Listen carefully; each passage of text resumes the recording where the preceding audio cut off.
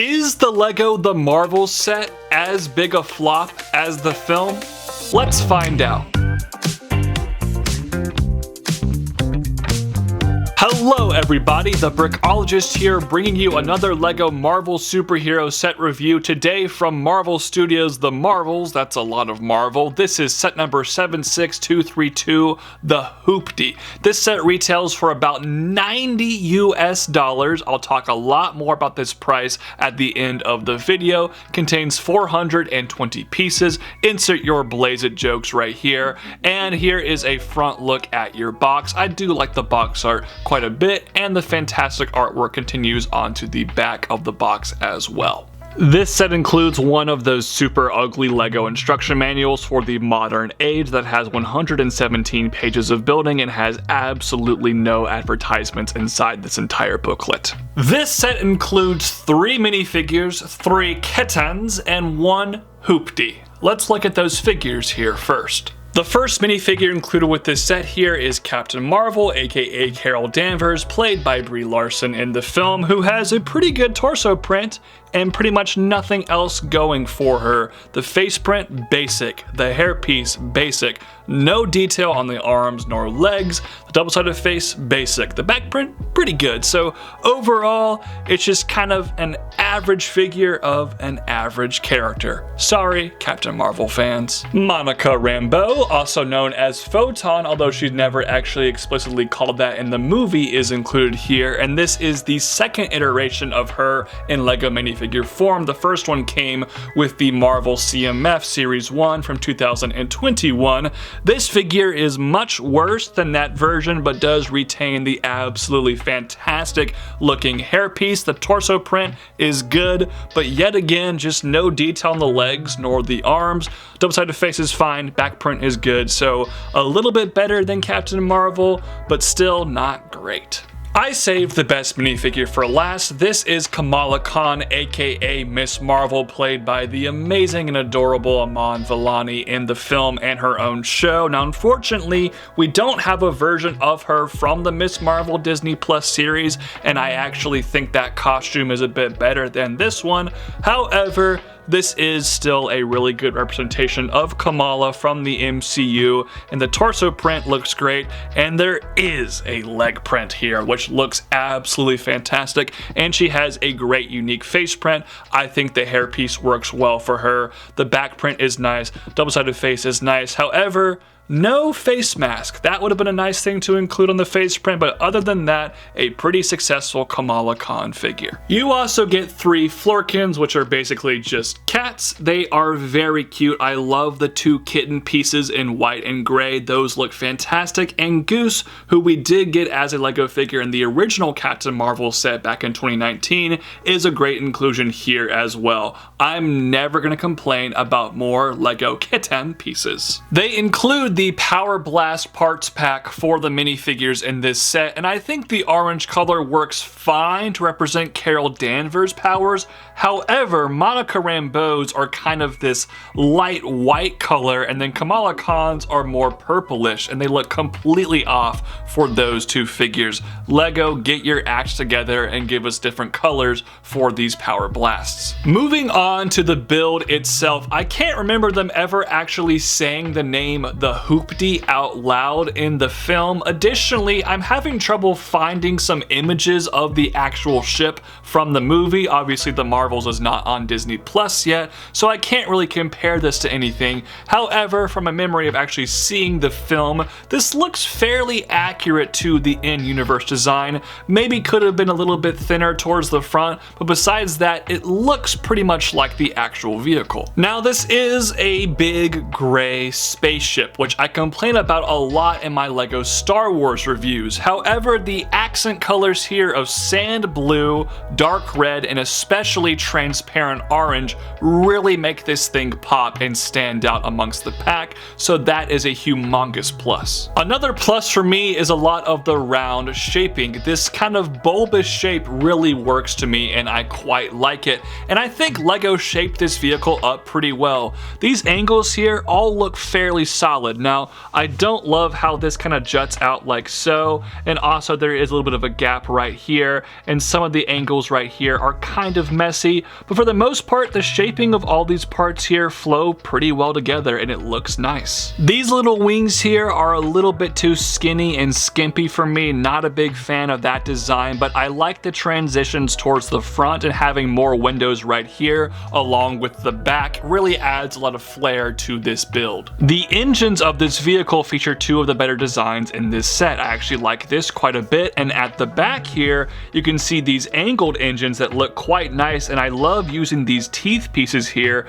to accomplish said angle. That was very creative. There's some more fun shaping up here, and stud shooters are also present on the front of this vehicle, which is nice to see. However, one of the worst parts of this design before we look at the cockpit is the underside. It feels really barren and kind of incomplete. I feel like LEGO could have added a few more parts in here to keep it together and make the aesthetic look a little bit better. Now we can transition and look at the cockpit, which really is the focal point of this vehicle, and I absolutely love that Slave 1 cockpit piece in transparent orange. That looks absolutely fantastic. Also, this entire cockpit opens up from the back. It does have a weird gap towards the back, but it serves a good purpose to have this entire thing be able to open up to reveal the interior.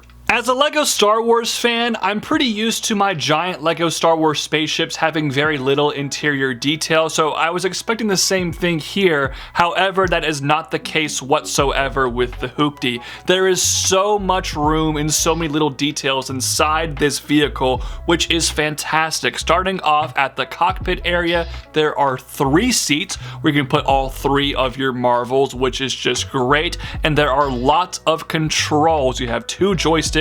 You have a computer screen with Nick Fury kind of FaceTiming in. You also have little diagnostics of the ship and some more controls on either side. Unfortunately, all of those are on clear back stickers, which I do not like, but other than that, it works out really well. Behind the cockpit area, you have a pretty decent length hallway that has a bed towards the back, and either side of these walls here are jam-packed with details. The first one has what appears to be a microscope, another cool control panel, a remote control, and some plants. The other side has more plants, a record, some coffee, and a blaster gun. So they really jam-packed the interior of this ship with lots of fun little details. That is great.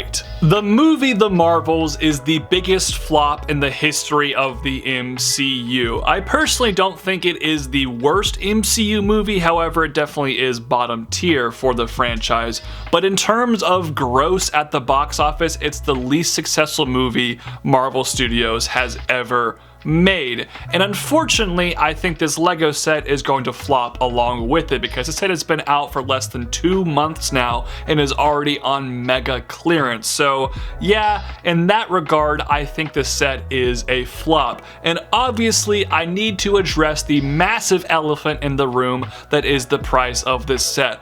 But before I do so, I want to talk about the actual plastic content, the real LEGO included with this set. As just a toy, I think this is somewhat decent. The minifigures are average. They're not horrible, but I feel like they could have been a lot more detailed, and I mentioned my issues with the Power Blast pieces. Additionally, where are other characters? You should have included Nick Fury for sure. You could have included anyone from Kamala Khan's family, or the villain Darvin is not included here as well. So there's no conflict within this box. It's only the hero stuff. That is definitely a big missed opportunity. As for the design of this vehicle, I think it's actually pretty good. It looks decent, it has some nice shaping, some good part usage, it stands out on a shelf, the playability is fine, the interior detail is great.